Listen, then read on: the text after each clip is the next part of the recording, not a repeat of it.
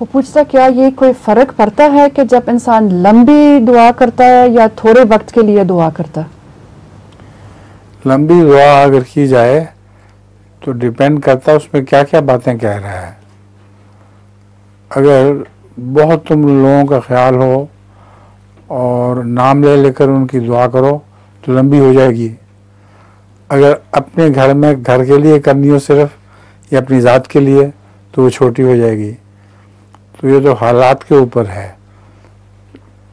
कसरत से लोगों के लिए दुआ करने की आदत हो तो फिर वो लंबी हो जाएगी दुआ। वो पूछता है कि आप किसी डेफ टीचर को जो सुन नहीं सकता है आप उसको क्या बुलाते हैं? वो कहता है जो मर्जी बोला वो वैसे नहीं सुन सकते। हाँ मगर ख़ास लतीफ़ा नहीं है तर्जुमा कर दें।